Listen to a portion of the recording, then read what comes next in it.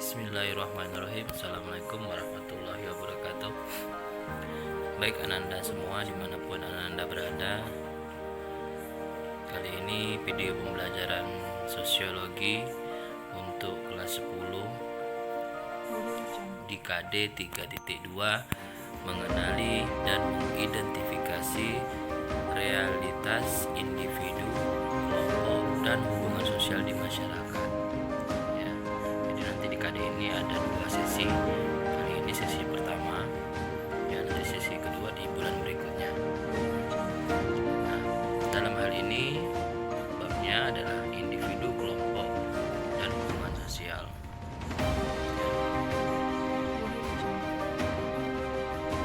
Indikator kita adalah individu dan kelompok dan hubungan sosial. Indikator kita. Baik, yang pertama yaitu pembentukan identitas individu. Identitas adalah ciri yang melekat pada diri seseorang yang bersifat khas. Identitas dapat berupa nama, tempat, tanggal lahir, jenis kelamin, status perkawinan, serta pekerjaan. Biasanya identitas ini terdapat di dalam sebuah KTP, ya. Kalau kalian sudah 17 tahun, itu biasanya nanti ada di situ keterangan diri kalian, yaitu nama, tempat tinggal, tanggal lahir, ya, jenis kelamin, terus status perkawinan dan pekerjaan, itu ada di dalam situ. Jadi itulah dia identitas yang ada di dalam KTP itu. Kemudian individu. Individu itu adalah subjek perseorangan yang memiliki daya pikir, kehendak, keinginan, rasa kebebasan, dan berkegiatan. Itu individu. Kemudian kita lihat yang berikutnya, ada beberapa faktor pembentuk kepribadian dan identitas individu. Jadi faktornya, yang pertama ada faktor genetik atau secara biologis, ya. Faktor genetik itu secara biologis. Berarti faktor genetik itu berarti keturunan, ya. Berarti keturunan. Contoh, kalau misalnya orang tuanya tinggi, kedua-duanya baik ayah dan ibunya, tidak menutup kemungkinan pasti nanti kalian sebagai anak itu tinggi juga faktor tubuhnya, karena mengikut keturunan dari orang tua. Misalnya orang tuanya putih semua, udah kemungkinan pasti anaknya nanti ada yang putih. Itu salah satunya. Kemudian yang berikutnya ada faktor kelompok atau lingkungan. Jadi faktor kelompok ini juga bisa menyebabkan kepribadian diri kalian. Misalnya kelompok kalian adalah kelompok tentang agama, otomatis karena kalian berada di kelompok yang lingkungannya baik, maka kepribadian kalian pun nanti akan terbentuk menjadi seseorang yang lebih baik. Kemudian ada kelompok faktor geografis. Faktor geografis ini berarti alam, keadaan di mana tempat kalian itu, ya, letak alam di situ. Kalau orang daerah pegunungan berarti kan sudah tahu bagaimana kulitnya. Kalau daerahnya panas berarti kan sudah tahu bagaimana kulit warnanya. Otomatis kepribadiannya pun berbeda, cara berpikirnya pun berbeda, cara bekerjanya pun berbeda karena faktor geografisnya itu. Kemudian ada faktor kebudayaan. Faktor kebudayaan ini adalah faktor warisan adat, ya. Jadi tradisi yang biasanya turun-menurun dari nenek moyang kalian. Kemudian ada faktor pengalaman atau ilmu. Dan faktor pengalaman juga bisa dijadikan faktor kepribadian. Apabila kalian pergi merantau ke tempat yang mungkin jauh dari tempat asal kalian, kalian di sana pasti mendapatkan ilmu pengetahuan, mendapatkan pengalaman. Yang dulunya mungkin di kampung agak jahat, setelah mau pergi merantau ke tempat lain, ternyata perkampungan itu tempatnya sangat baik. Pada saat kamu pulang ke kampung, kepribadian kamu berubah, positif atau negatif, itu saja kemungkinan. Positif berarti kamu lebih baik, negatif kamu mungkin bisa dibilang lebih jahat atau lebih kurang baik. Kita lihat di sini, ini adalah penjelasannya. Faktor genetik adalah kaitan yang dengan keturunan keluarga. Nah, itu faktor genetik atau biologis. Faktor kelompok adalah faktor didasarkan oleh pengaruh kelompok yang dijadikan acuan yang diikuti baik positif maupun negatif. Faktor geografis adalah faktor yang disesuaikan dengan kehidupan alam. Jadi masyarakat biasanya di sini mengikuti dengan kehidupan pada saat musim di lokasi ia tempat tinggalnya. Geografis sesuai dengan alamnya. Kemudian ada faktor kebudayaan, yaitu pengetahuan yang didapat secara tradisi turun-temurun yang diwariskan dari generasi ke generasi. Dan nilai tentunya juga budaya Jawa, Bugis, Buku ya. Seperti kalau misalnya kalian menikah dapat orang mungkin suku beda dengan kalian, otomatis kebudayaan yang diikuti ada kemungkinan yang diikuti dari kedua-duanya, walaupun kan sudah berada jauh di daerah lain. Kemudian faktor pengalaman adalah faktor yang menunjukkan jati diri seseorang, apa yang dia lihat, apa yang dia rasakan. Jadi kalau kamu merantau, pasti ada yang kamu lihat, ada yang kamu rasakan, ada yang kamu dapatkan. Dan biasanya apa yang kamu lihat, apa yang kamu rasakan, setidaknya ada dampak positif yang kamu bawa ke kampung kamu. Kemudian ada teori pembentukan kepribadian. Ada dua teori pembentukan kepribadian, yaitu teori peran dan teori cermin diri. Teori peran itu ada beberapa tahap. Ada teori ada tahap persiapan atau disebut dengan preparatory stage. Kemudian yang tahap meniru, play stage. Langkah kedua berarti dia sudah mengikuti. Ketiga, langkah siap bertindak, game stage. Yang keempat adalah tahap menerima norma kolektif atau generalized stage, yaitu sudah pendewasaan. Jadi pada saat teori peran, biasanya seorang anak itu dia awalnya dia mungkin melihat apa yang dilihat oleh kedua orang tuanya. Setelah itu, karena orang tua yang sering dilihat apa yang dilakukannya, kemudian seorang anak ini mengikuti. Jadi dia sudah masuk ke tahap kedua. Dia diikuti, kemudian apa yang diikuti tadi itu dilakukan, ditindak sama dia, dikerjakan sama dia. Berarti dia sudah melakukan yang ketiga, game stage. Dan setelah yang di game stage itu dilakukan, otomatis dia tahu ternyata apa yang dilakukannya itu bermanfaat atau tidak. Berarti sudah masuklah di situ tahap yang keempat, tahap menerima norma kolektif. Kemudian yang kedua ada teori cermin diri. Teori ini disebut dengan looking glass self, yaitu menjelaskan peran penting interaksi dalam pembentukan kepribadian. Contohnya, setiap anak yang bergabung kelompok geng motor akan selalu dipandang orang mungkin anak yang nakal. Itu teori cermin diri. Jadi artinya dimanapun tempat kamu bergabung dengan kelompok, ya, pasti kamu setidaknya dicap. Walaupun istilahnya kamu tidak pernah mengikuti kegiatan orang itu. Contoh misalnya kamu ikut geng motor, ternyata geng motor itu pernah membuat tawuran, padahal kamu tidak ikut, tapi karena kamu sering ikut bergabung di kelompok tersebut, otomatis orang akan mengecap kamu istilahnya anak itu anak baik itu, padahal kamu gak ikut ikutan, cuman kamu pernah ikut bergabung. Jadi pada saat kamu bergabung dengan kelompok, pandai-pandailah saat kamu inilah kelompok yang bagus. Contoh misalnya ada kelompok pengajian, ya, bagi pengajian ibu-ibu maupun laki-laki. Karena kamu sudah tidak menjadi anggota, karena kamu di situ hanya menjadi anggota, bukan menjadi pengurus inti. Tapi setidaknya setelah itu orang akan menilai kamu, nah itu bagus, dia ikut pengajian terus. Ya, walaupun kita sebenarnya belum pandai dalam mengaji, tapi setidaknya karena kita sudah masuk di dalam kelompok itu, ada nilai-nilai yang dinilai dari orang lain untuk melihat diri kita. Itu teori cermin diri tadi.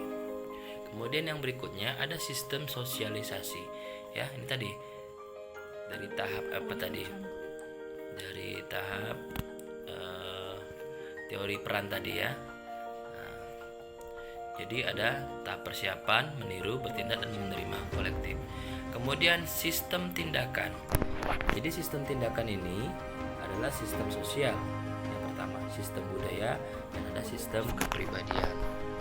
Kemudian ada pembentukan identitas kelompok. Menurut pemahaman Anda, apakah pengertian kelompok itu? Nah, setidaknya kan sudah tahu itu kelompok. A itu kelompok B. Sekarang kita jelaskan. Kelompok itu adalah sekumpulan individu yang berada di suatu tempat dan terbentuk atas dasar latar belakang serta tujuan tertentu. Biasanya kalau di sekolah-sekolah itu ada kelompok-kelompok. Ini kelompoknya si A, ini kelompok si B. Biasanya orang itu kalau bermain udah sama orang-orang itu ya terus nggak mau dengan orang lain. Ketika sudah membentuk kelompok di situ, dan kelompok ini biasanya ada di mana-mana dengan tujuan yang belum tahu kita apa tujuan dari kelompok itu, apa latar belakangnya. Biasanya mereka mungkin memiliki kesamaan usianya sama, sifatnya sama, hobinya sama. Jadi dari hal-hal itulah mereka membentuk kelompok bermain atau kelompok organisasi salah satunya. Kemudian, lantas apakah yang dimaksud dengan identitas kelompok? Nah, tadi kan kelompok, sekarang identitas kelompok. Jadi identitas kelompok itu adalah identitas individu yang muncul akibat adanya hubungan diri dengan kelompok tertentu. Dampaknya yaitu muncullah identitas kelompok yang tidak hanya memenuhi kebutuhan pribadi, tetapi juga memenuhi kebutuhan kelompok. Ya, itu tadi. Kemudian berikutnya ada faktor pendorong identitas kelompok. Faktor pendorongnya diantaranya yang pertama adanya kreativitas. Itu ada kreativitasnya. Oh, kelompok itu bagus. Kenapa? Bisa bagus kelompok itu. Mungkin kelompoknya aktif, kreatif dalam membuat sebuah kegiatan misalnya. Kemudian ada ideologi kelompok, ada pemahaman yang disepakati pada saat itu. Apa yang mau dimajukan dari kelompok itu? Misalnya mungkin namanya akan memajukan misalnya usaha wira swasta atau usaha industri. Kemudian yang berikutnya ada status sosial, ada media massa, dan ada kesenangan. Itulah faktor yang mendorong identitas kelompok. Kemudian ada konsekuensi identitas kelompok itu. Yang pertama ada konsekuensi di dalam grup atau in group, dan ada konsekuensi di luar grup atau out group. Konsekuensi in group out group ini apa? Kalau di dalam berarti ya konsekuensinya mungkin ada dari dampak negatifnya dulu ya. Ada mungkin kita pernah salah paham, itu wajar di dalam grup atau di dalam kelompok. Dan di luar grup mungkin dampak negatifnya salah satunya mungkin kita mungkin sering dibicarakan, sering diomongin sama salah satu teman. Tapi dalam dampak positifnya ya kita semuanya terasa di situ.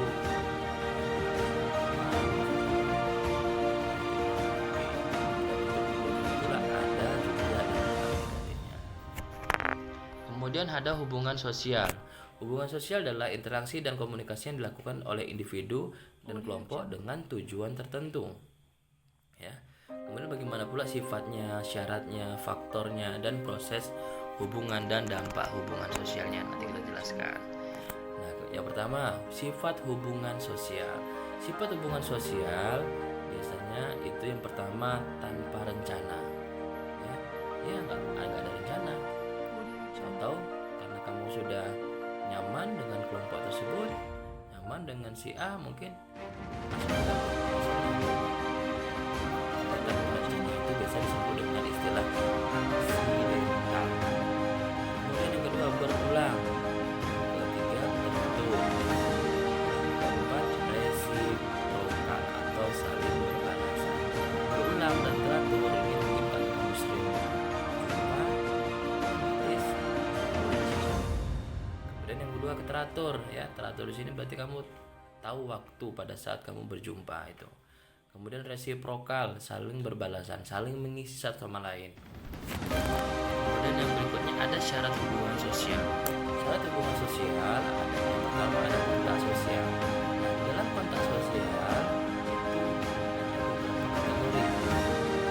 Kontak sosial berdasarkan bentuk, berdasarkan cara-caranya, berdasarkan sifatnya. Kita lihat yang pertama berdasarkan bentuk. Biasanya ada kontak antara individu dan individu. Yang kedua, ada kontak antara individu dan kelompok. Yang ketiga, ada kontak antara kelompok dan kelompok. Ya. Kemudian, kontak sosial yang berdasarkan cara-caranya biasanya ada dikatakan dengan kontak primer atau biasanya dia langsung. Sedangkan yang kedua ada kontak sekunder, yaitu kontak tidak langsung. Kemudian berdasarkan sifatnya ada dua juga. Tentunya ada kontak positif, ada kontak negatif. Kemudian berikutnya syarat hubungan sosial yang kedua yaitu adalah komunikasi. Nah, komunikasi ada beberapa kategori. Yang pertama ada komunikator, yaitu orang yang menyampaikan pesan atau pendapat atau gagasan atau pokok pikiran kepada orang lain. Sedangkan komunikan adalah orang yang menerima pesan atau perasaan dari orang lain. Contoh, Bapak memberikan materi, Bapak memberikan info, berarti Bapak memberikan sebagai pemberi materi disebut sebagai komunikator. Tetapi kalian sebagai pendengar, kalian sebagai penerima, maka kalian dikatakan sebagai komunikan. Kemudian yang ketiga yaitu ada pesan. Pesan itu apa? Segala sesuatu yang disampaikan oleh komunikator. Pesan. Yang berikutnya ada media. Media adalah sarana yang digunakan untuk menyampaikan pesan. Banyak sekali media yang digunakan, salah satunya dengan video pembelajaran ini. Ya, jadi untuk pembelajaran daring ini banyak sekali media yang dilakukan oleh majelis guru. Bisa dengan video pembelajaran, bisa dengan mungkin WA, bisa mungkin dengan link salah satunya. Jadi banyak medianya. Yang penting tersampaikanlah komunikasi itu. Kemudian yang terakhir ada efek. Otomatis setelah adanya komunikasi pasti ada efek yang akan ditimbulkan, yaitu apa? Perubahan yang terjadi saat komunikan mendapatkan pesan dari komunikator. Contoh, Bapak memberikan informasi ini, sekalian sebagai komunikan otomatis kalian baru mengetahui, oh iya ya ternyata begini ternyata. Oh, maksud dari komunikasi itu. Nah, tadinya kalian tidak tahu, kalian menjadi tahu, berarti ada reaksi di situ. Nah, reaksi itulah yang dikatakan sebagai efek dari komunikasi yang kita lakukan. Kemudian ada yang berikutnya adalah hubungan sosial sebagai sarana untuk mencukupi kebutuhan hidup. Jadi kebutuhan pada dasarnya ada tiga, ada dasar, ada psikologis, ada sifatnya. Ada kebutuhan dasar. Kebutuhan dasar itu apa? Yang penting kebutuhan pokok. Kebutuhan pokok itu makan, minum, tempat tinggal, pakaian, istirahat, buang besar, buang kecil, dan kebutuhan biologis salah satunya. Kemudian yang kedua adalah kebutuhan sosial atau disebut dengan psikologis. Biasanya kebutuhan ini adalah kebutuhan bersama-sama. Ya, karena kan nggak bisa hidup sendiri, kan juga membutuhkan orang lain misalnya. Kedua ada kebutuhan berkomunikasi, kebutuhan akan keteraturan, dan kebutuhan akan pendidikan. Jadi pendidikan yang kalian dapat itu merupakan kebutuhan sosial atau kebutuhan psikologis salah satunya. Kemudian yang ketiga adalah kebutuhan sosial berdasarkan sifatnya. Yang pertama adalah kebutuhan akan prinsip benar atau salah. Yang kedua benar atau perasaan dan keyakinan. Yang ketiga kebutuhan akan estetika dan etika itu salah satunya. Yang mempengaruhi hubungan sosial ada imitasi, sugesti, simpati, identifikasi, empati, dan motivasi. Yang pertama adalah imitasi. Ya, jadi orang bisa membuat hubungan sosial itu salah satunya ada faktor-faktornya itu imitasi.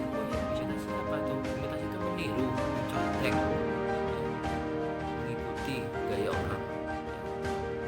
Kamu pakai minyak rambut yang kaku, kamu sebagai anak mungkin ikut-ikutan lah. Orang lain rambutnya dicat, ikut-ikutan lah. Itu mungkin dilakukan gaya imitasi. Yang kedua ada sugesti. Sugesti itu apa? Sugesti itu memberi pengaruh. Tujuannya apa? Agar kita mengikuti apa yang disampaikan. Sugesti pengaruh kepada orang. Yang ketiga ada simpati. Simpati itu apa? Simpati itu adalah suatu sikap tertarik atas sesuatu hal Seperti apa itu? Bisa saja kita pada saat kita tuh ikut sedih pada saat mungkin melihat teman kita lagi sedih ya, kita ikut sedih. Kenapa kamu nangis? Namanya dia orang tuanya meninggal misalnya, kamu ikut sedih di situ, berarti kamu simpati yang kamu lakukan itu. Yang keempat ada identifikasi. Identifikasi itu apa? Penelitian yang lebih mendalam. Jadi setelah adanya kejadian, bisa ini kebakaran, penyebabnya, cari penyebabnya itu apa secara nggak mungkin ini gara-gara ini, pasti ada lagi faktor yang lain. Apa yang kita lakukan itu lebih merupakan dari identifikasi yang lebih mendalam. Kemudian ada empati. Empati itu apa? Rasa haru, rasa iba akibat tersentuhnya perasaan, ya. Ada pesan yang tersirat di situ. Empati itu namanya. Rasa haru. Pada saat kamu lagi sibuk bekerja, tiba-tiba ada teman-teman kamu memberi kejutan. Selamat ulang tahun, berikan kado. Terharu kamu pasti, karena kamu tidak pernah memikirkan mungkin ulang tahun kamu tuh ada nggak yang merayakan. Ternyata ada teman-teman kamu, mungkin keluarga kamu. Nah, pada saat itulah kamu akan merasakan perasaan haru, senang, ya. Sedih mungkin salah satunya karena terkejut dengan apa yang dilakukan. Itu perasaan merasakan itu adalah namanya empati. Kemudian ada motivasi. Motivasi itu apa? Semangat. Misalkan kamu bilang tersebut, ada kawan kamu bilang ada yang sedih,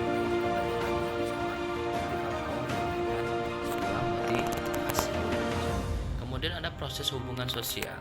Proses hubungan sosial ada dua, ada proses asosiatif, ada proses disosiatif. Proses asosiatif yaitu kerjasama, akomodasi, asimilasi, dan amalgamasi. Kerjasama sudah tahu ya, berarti sama. Akomodasi itu apa?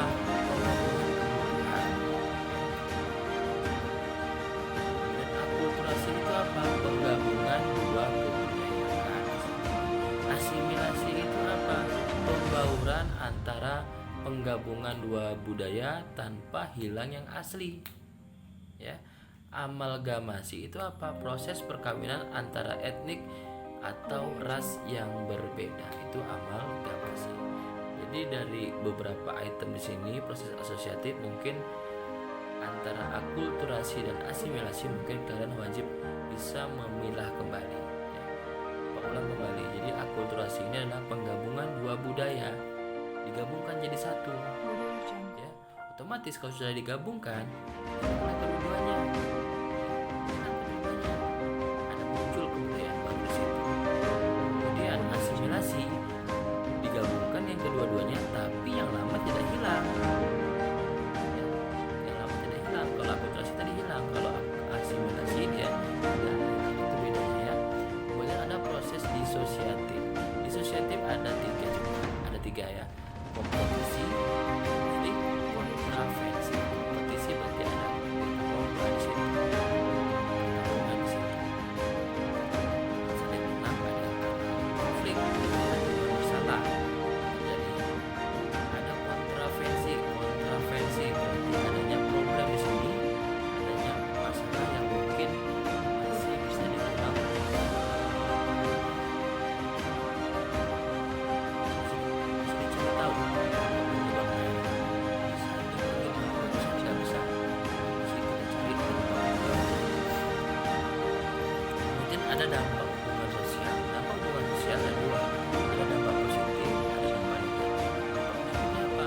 Otomatis terbentuklah keteraturan sosial, muncullah penemuan-penemuan baru, muncullah nilai-nilai dan norma di dalam lingkungan sosial itu dampak positifnya. Dampak negatifnya apa? Timbul solidaritas sosial yang berlebihan, terkadang lebay ya. Terkadang ada membentuk sebuah acara tapi seharusnya nggak begitu mewah tapi dilebih-lebihkan. Jadi ada namanya berlebihan di sini atau lebay lah bahasa ngetrennya. Kemudian ada dampak negatif yang kedua, itu timbulnya kelompok-kelompok yang menyimpang. Ya biasa saja, biasa itu. Seharusnya pengeluarannya segini dibesar-besarkan. Itulah dampak korupsi di situ. Terima kasih. Jadi video pembelajaran kita sampai sini dulu. Mudah-mudahan